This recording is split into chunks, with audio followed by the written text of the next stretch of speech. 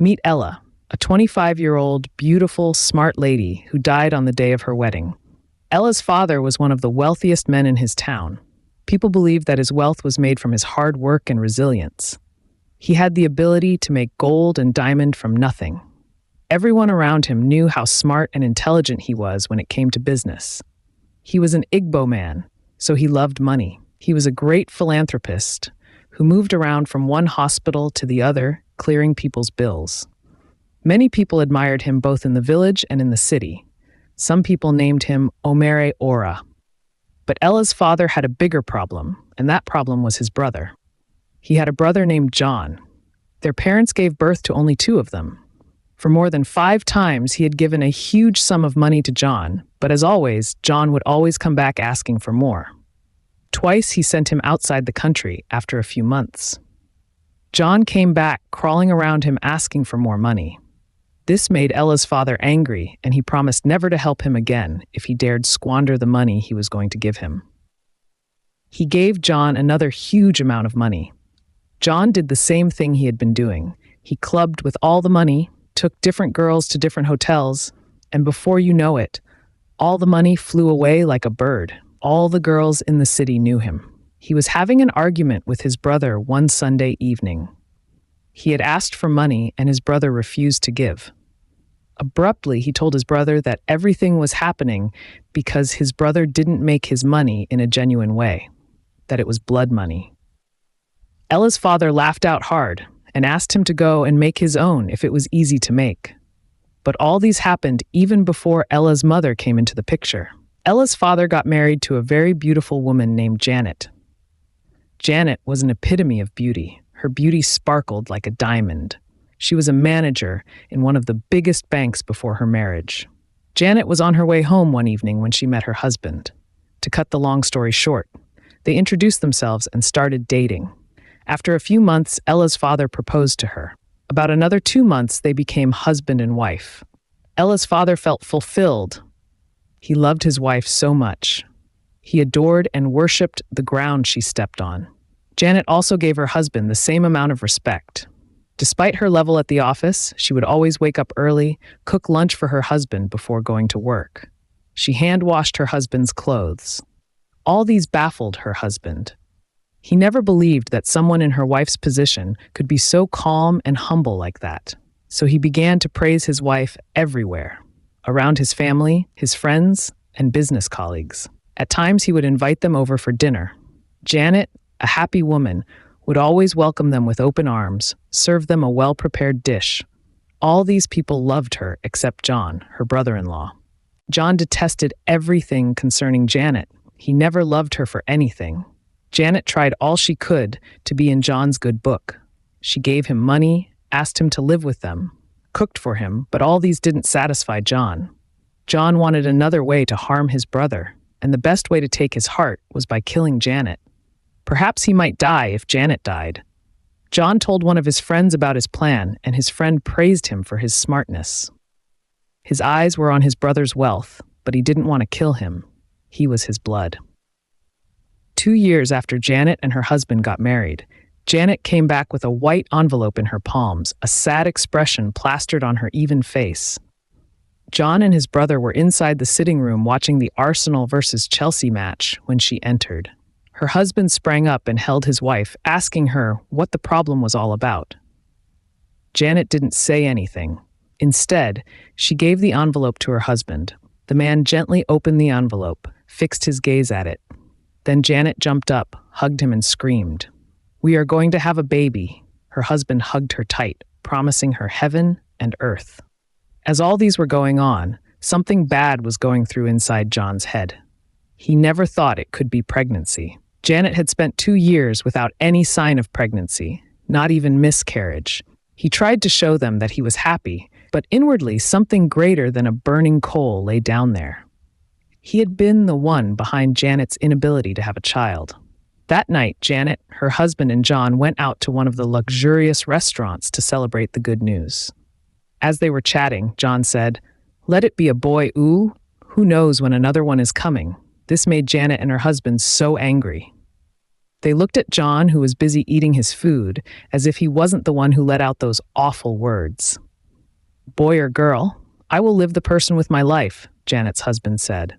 The man winked at his wife and pressed her shoulder. Months after the announcement of the pregnancy, Janet became sick. She stopped going to work. Soon she was sacked because of it. She cried, but her husband consoled her. Her husband was always by her side. He gave her love and all the comforts she deserved. In all these, no one knew where John went. Janet continued to follow her doctor's advice. She did everything she was asked to do, eating more fruits and vegetables than other things. Her husband made sure he supplied more than Janet needed. He contracted one fruit cellar, and the woman would always supply fresh fruits every day. As days went on, Janet's health deteriorated. She started losing weight. Her eyeballs popped out. She and her husband became afraid. People directed them to so many prophets and prophetess. Her husband sought all the solutions he could. Some of the prophet and prophetess extorted huge amounts of money from him. Some said that the sickness was spiritual and they must go spiritual to fight it. He gave them all the transportation money into spiritual words. They all did their best. At some point, he was deliberating on taking him outside the country. Jane's doctor advised that they should wait for Janet to deliver before flying her out of the country. There was a very heavy rain on the day Janet gave birth to her baby. Labor wasn't stressful like they thought. Her husband had already opted for CS. Janet was asleep when she noticed the water on her bed. She woke her husband up and they left for the hospital. Few minutes after their arrival, the little pretty girl emerged. She looked so beautiful and cute. Her little lips searched for what to eat. The midwife gave the baby to Janet, asked her to bless her baby. Janet raised her eyes up, brought it down and said, "Ella, my child, you will be a great child." The nurse took the baby from her and handed it over to her husband. Her husband was inside the labor room with her. Her husband swooped low, pecked her on the lips and said, "You are welcome, my darling. Now you will go outside to get the best treatment." And Janet whispered, "There won't be any need for that. I am fine now. I only want to rest," Janet said, but her husband didn't understand the meaning of her words. He was about to leave when the nurse attending to Janet screamed, "Don't do this, madam." Janet's husband spun around and grabbed his wife, blowing air inside her mouth. The doctor entered immediately, and Janet was rushed to the emergency room. The grief man paced up and down along the hospital corridor, holding everyone that came out from the emergency room. Soon the doctor came out with their usual talk. "We did all our best, but we lost her. Hold yourself. You are a man." He wanted to flog himself on the floor. The hospital building began to swirl around like the wind. Everything was blurred in his face. He opened his mouth to cry, but no sound came out. He prayed for the ground to open and transport him to wherever his wife is. When Janet's remnants were brought out, he stopped them from taking her to the morgue. He said that his wife was not dead, that his wife couldn't be dead like that. They placed her again on the bed, waiting for his approval. The man called all the prophet he knew to come and pray for his wife. About 5 prophets came to the hospital. They prayed throughout the night. The man prayed more than those prophets. He prayed, wailed, and crowed like a cock. Yet Janet didn't come back. While Janet's remnants were at the morgue, rumors started spreading that her husband killed her. They said that he used her for money rituals. Many people believed in the rumors. Some of his friends said that they knew the man's money wasn't genuine.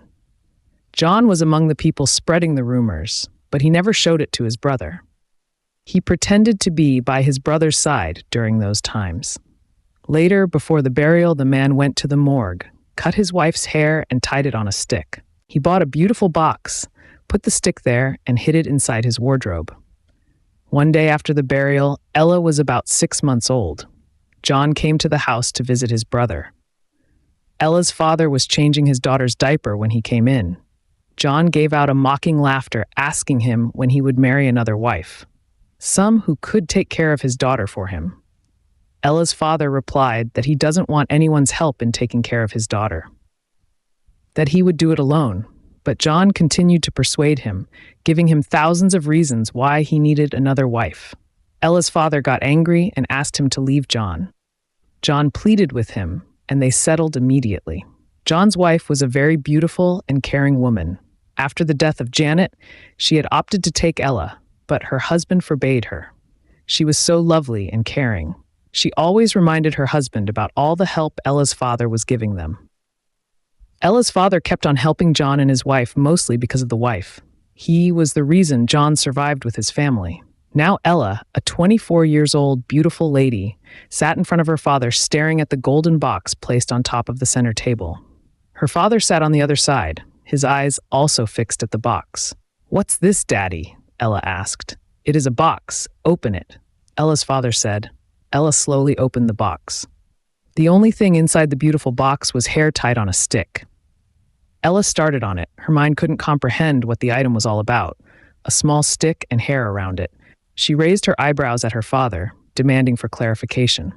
Ella's father coughed, wiped his face. Then he took the stuff from his daughter. "Ella," he said, "this thing here is your mother's hair." Ella's father noted, raising the thing up. Ella was dumbfounded. Her mother died the day she was born. She had been seeing her beautiful pictures, wishing she was alive, and now her heir in a golden box. Her eyebrows widened. "I know you might be wondering why I kept it. When your mother died, people said that I was the one who killed her. You are the only reason why I didn't kill myself. I want you to take this hair, go to places and ask questions." "Questions about what, Daddy?" Ella interrupted. "Questions about if I have a hand in your mother's death. I want you to know that I didn't kill your mother, my precious wife." Ella went over to her father and hugged him tight, both satisfying themselves with tears. "Daddy, I know you didn't kill her. People are bound to talk. You are a good man, Daddy." "Ella, but I want you to make your own investigation." Ella didn't say another word about it. She took the hair and went off to the small garden in the backyard. Dug a hole and placed the hair inside. She told her mother that her father couldn't have done something awful like what people were saying. Ella and Femi worked in the same company, a very renowned company. Her father pleaded with her to join him in his business, but Ella refused. She wanted to test herself. Everyone in the company loved how hardworking Ella was. Some said that she worked like someone from a poor family. Others said that she worked with such force because that work was her only source of survival. Ella heard all those things, but she never said anything about it. Femi was another person in the office who was also dedicated to his job. So Femi and Ella started working together most of the time, doing research on different things that could help the growth of the company. While others would be on their desk gossiping or scrolling through social media, Ella and Femi would be working their ass out. The manager of the company is dedicated when it comes to their work. It was from this that both of them developed feelings for each other. Ella and Femi started dating, but it was secretly. It was against their company policy to date each other. If the company found out, they would sack the persons involved. So Ella and Femi's relationship was mainly a phone relationship. They would talk and chat endlessly on the phone every night.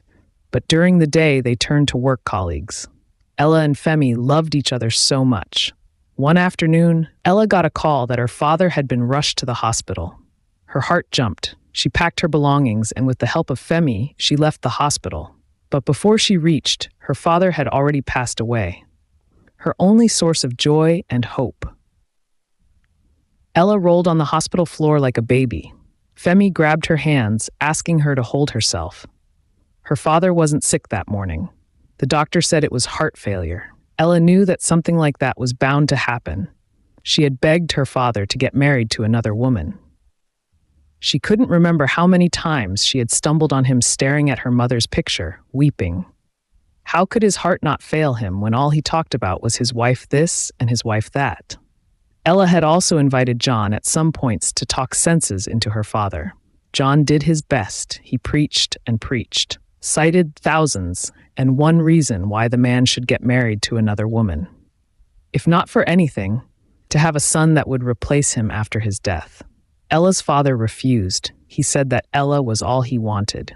He didn't need a son. Any child who is not from Janet wasn't for him. He continued to live his life only for his Ella. He loved Ella the same way he loved her mother.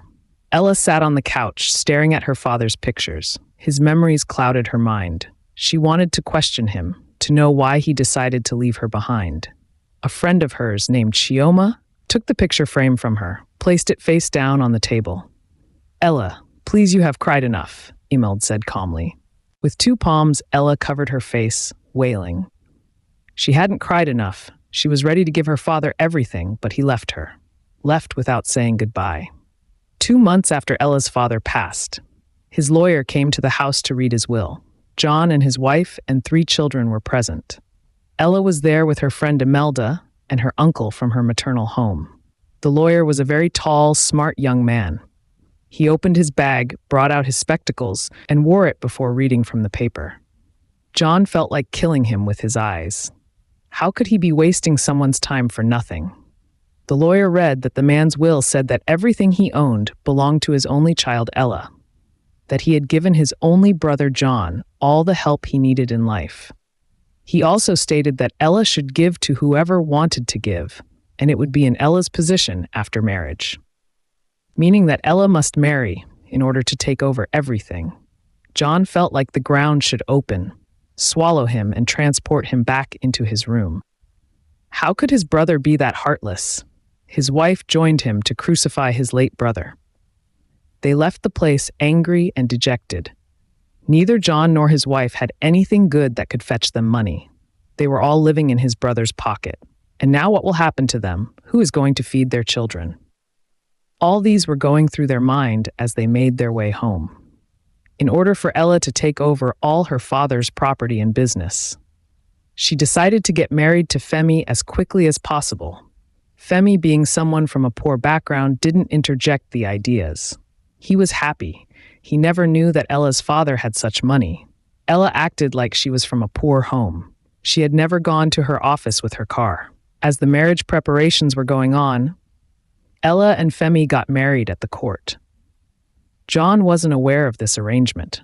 All he knew was that Femi had done the introduction, paid the bride price, and they were waiting for the wedding day. He was the one who stood as Ella's father to collect bride price. Ella's uncles from her maternal home were there, but it wasn't in their position to do so. They all celebrated with their niece. Few days before the wedding, Ella shared her plans with Femi. She told Femi that they would leave the country after marriage, that she didn't want to stay in Nigeria. Staying in the country would always remind her of the people she had lost. She would give half of the property to John and give some to his uncle from maternal home. Give to the charity home. They would run his father's business from anywhere in the world. Femi loved her plans, so he gave her the go-ahead. In the early morning of that day, it was on Saturday, the day for Ella and Femi wedding.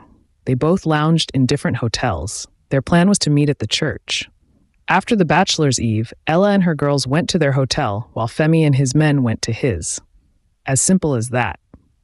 The makeup artist was still trying to do the final touch when Ella received a message from someone. The person sounded desperate and sad. The voice asked her to come to Femi's hotel and see what Femi was doing with a girl, the man she was about to call her own. Ella, with her white dress, dashed out of the room. Her girls were called, asked her what the problem was, but she told them to finish up, that she would be back soon. She took the car keys, flew down the staircase like a bird. That was the last time Ella was seen. Femi stood at the church building, pacing back and forth. Their wedding was supposed to be by 10 a.m. The time is already 11 a.m., yet Ella and her girls were nowhere to be found. He had called Ella more than 100 times, and he had sent messages. Neither had Ella picked her calls nor replied to her messages. Femi felt a pang of unease. How could Ella do such a thing? Around 11:30 a.m., his best man decided to go to Ella's hotel. As he was about to reverse the car, Imelda, Ella's friend, came into the hotel panting. Femi was startled, his heart skipped. "What happened to my wife?" Femi asked, holding Imelda on her wrist. "I thought she was here. Ella left the hotel around 8 a.m. We tried to stop her, but she refused." Imelda explained. "Where exactly did she go? She must have told you something, Chioma." "Femi, she didn't tell me anything. Ella only said that she would be back soon." Femi felt the ground cracking open beneath his foot. He yelled and threw his suite away. Then he started contacting different security agencies, made reports of a missing person. His friends left the hotel in search of Ella. They toured every part of the city. The police said that they would commence investigation after 24 hours. Femi did everything in his power. Ella's uncles did all they could. John was aghast. He blamed Femi. He said that Femi had killed Ella in order to take everything from her. All their effort was furtive. Ella wasn't found. Days turned into weeks and weeks into months. Femi mourned his dead wife each passing day. He mourned what could have been, the life they would have had. He cried for the beautiful soul that was taken away from him. While he was crying one night with Ella's picture, he drifted off. The next thing he saw in the dream was Ella, in her beautiful white dress. He asked her where she was, and Ella pointed at the bush beside one uncompleted building. Femi jerked off, frightened. He was sweating. He knew what he saw in the dream, but he didn't know the exact place. Did this mean that someone killed my wife? Femi asked no one in particular. The dream continued to occur every time Femi closed his eyes. It made him scared of closing his eyes. Ella was everywhere in his sleep. All he saw was Ella. All he dreamt of was Ella. His air became Ella. Everything was Ella, and it had started to frighten those around him. Femi would never make two complete sentences without mentioning Ella's name. He felt like Ella was with him all the time. At times he sent invisible Ella a message. Some said that he was insane. Others said that he was the one that killed Ella, and that was why Ella was tormenting him. One day, a colleague of his invited him to a pub. They both ordered cold Heineken beer and fried chicken. While they were talking, his colleague noticed that nothing was wrong with him. His words were clear. So he asked him why he would always talk about Ella all the time. Femi explained his dreams, the way Ella had started appearing to him, asking him to avenge her death. His colleague shook his head. Does it mean that someone killed Ella? I think so, but who? Who could have done something like that to my beautiful Ella? Femi dropped his face on the table, sobbing. Behave like a man, Femi. This place is public. I know how you feel. I know how you feel, my man. Yes, I do. Everyone does, his colleague chided him. Man, you don't know how I feel. I swear you don't know. I feel like killing myself. I feel like ending it all. If you end it all now, who is going to avenge her death? You said that she asked you to avenge her death? You have to be strong in order to do it. Man up, my man. Be strong. Guy, these people took away my heart, and I couldn't stop them. I couldn't even help her. I am worthless. You are not. You could have helped her if you were there. Now she is asking you to do it. If she comes to your dream again, try to communicate with her. Ask her to take you to her grave, to tell you the person behind her death. You must be courageous in real life if you want to be in spiritual life. Make sure you mark the place she will show you. You need to avenge her death. That night, Femi told himself to be courageous. He needed to know everything that happened to his wife. What some people didn't know was that Ella and Femi had already been married according to law. Ella was his wife. The church wedding was for formality's sake. As Femi placed his hand on top of his beautiful white pillow, he prayed to find out everything. He prayed that Ella should visit him again in his dream, and Ella did. He questioned Ella with an authoritative voice that even surprised the dead girl. He asked her who killed her, where they killed her, and the place she was buried. He demanded to be taken to that uncompleted building that she normally pointed at.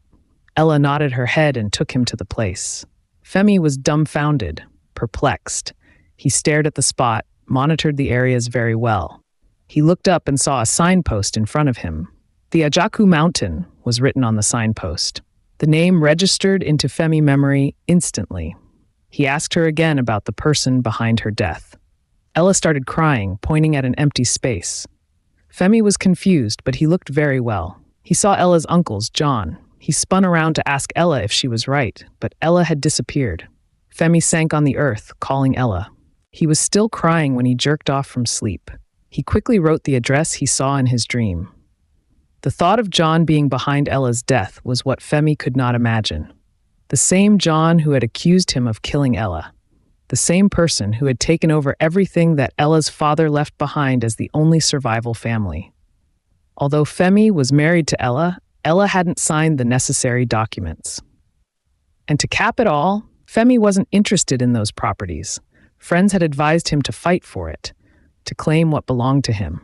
But Femi refused. If he couldn't fight to keep Ella alive, there was no need fighting for ordinary things. Femi told his colleague about the revelation, everything that Ella showed him, including the man who killed her. His colleague was startled to hear the plan Ella had for that same man that took her life on her special day. They both decided to trace the place Ella was buried. They asked questions about the place called Ajaku. It wasn't an easy journey, but Femi was ready to face it all. His colleague stood by his side in all these. They moved around asking people and posted it on the internet that they were looking for Ajaku. Ajaku was not a twin or village. It was simply a name given to one praying mountain. Many people didn't know about this mountain except those that had gone to the place for prayers. Femi continued to make inquiries. He would give 1 million naira to anyone who finds out about the place. One evening, he was laying tirelessly on his couch, the thought of Ella's death submerging his whole being. He had not seen Ella again in his dreams, but her words echoed in his head. Avenge my death. How could he do so? How could he even blame John if he didn't have any evidence to justify his claims? People would never believe in the dream. They would demand proof, and that proof was where Ella was buried. While he was thinking about this, a message came into his messenger. He picked up his phone, opened the messenger, and stared with his mouth ajar. I know the place. I know Ajaku Mountain. This is my number. Call me so that I will direct you on how to locate it. Your problem will be solved when you reach there, the message said. The person didn't say anything about the money. She thought that Femi was going there to pray, that he was sick or something of such. With great speed, Femi dialed the number on the message. The next day, Femi, his colleague, and the owner of the message set out to Ajaku Mountain. Femi pleaded with the person to take him there instead of giving directions. It was really a very long-distance journey. It took them about 18 hours to get to the village where the mountain was. They stayed in a hotel that night, and the next morning, they went to the place. Femi recognized the signpost immediately. It was exactly the way he had seen it in his dream. The man wanted to lead them to the mountain. He showed them the way to follow. It was then that Femi told him that they had not come that far to pray, that he had come to see where they had killed and buried his wife. Initially, the man was lost. He gathered himself and asked again, What did you say? My wife was killed on our wedding day. They killed him in cold blood. Her uncle murdered her, and this is the place she was buried. How did you know? She showed me everything in the dream, and you believed it. I am here to find out. Stop asking me questions, Mr. Man. You have done your job by bringing me here, Femi said, his voice a little bit high. It was during the rainy season. The grasses sprang up, reaching the sky. Femi tamed all of them, subjugated them with his feet. Drops of water on the grasses drenched his clothes. He made way for others to follow. The uncompleted building stood in the middle of the bush. Femi entered the building, came out through another door. He hadn't seen what he was looking for. He continued to walk aimlessly around the building. His colleague and the other guy had started to ache under their feet. They told Femi that perhaps everything was an illusion. But Femi knew it wasn't an illusion. It was like real life when he saw it. If he could locate the signpost, he was sure to also locate the grave. While his colleague and the guy stood aloof, Femi continued to look for the grave. As he was about to be tired, he remembered that the grave wasn't in the bush, but inside the uncompleted building. He rushed inside with great zeal. He started to inspect every part of the house, all the rooms in the building. His colleague and the other guy had started following him again. Then he came to one of the rooms. It looked like the smallest room in the building. He picked a glance at something. It was a white piece of clothing. He moved quietly to the spot and picked the clothes. It looked like something from the wedding dress. This is the place! I have found the place! He screamed, and the two men joined him. They started to dig the place with their hands, with sticks, with planks, with everything they could lay their hands on. His colleague went about the building and found a broken shovel. The broken shovel made it easy for them, and soon they reached where they were looking for. The smell from the hole wafted and covered every breath of air. Others moved backward, but Femi stood firmly. He didn't flinch. All he wanted was his wife, and there laid his wife on the hole. She wasn't even buried with a casket. The wicked man murdered and buried her like a rat. Femi wept bitterly and set out for his revenge. He wanted to take the body, but his friend dissuaded him. His friend said that it would be better if police were involved.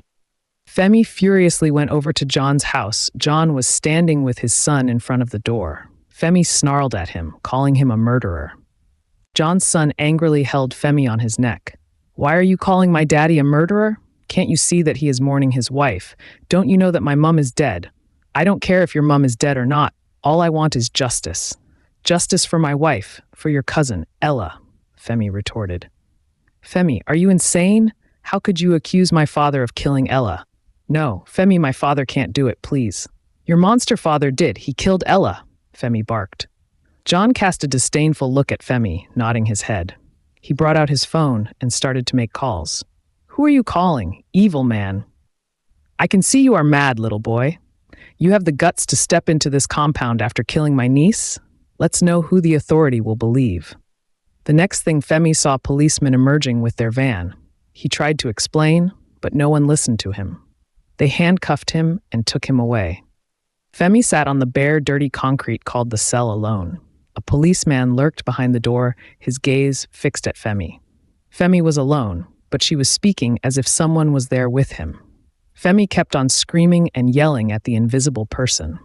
The policeman went out and informed some of his colleagues. "Ebby likes to say that the man inside is crazy. Ooh!" He was talking to someone I didn't see. Another policeman also confirmed that he had seen Femi talking with himself.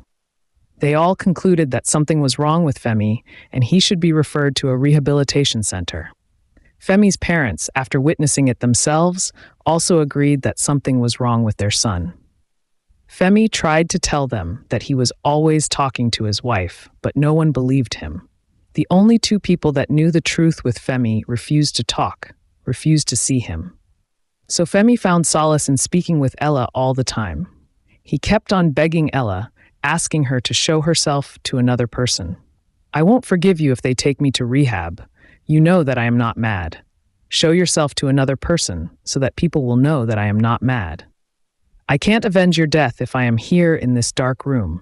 Help me so that I will make your uncle pay for everything he did to you," Femi begged Ella, his ghost wife. On this particular day, all the arrangements had been made for Femi to be transferred to the rehab center. The police van was outside waiting for him. They were waiting for Femi's mother, who said that she was on her way to the police station when John's son Emma came. Em demanded to see Femi before they took him to the rehab center. It wasn't easy, but one of the policemen gave him a few minutes to speak with him.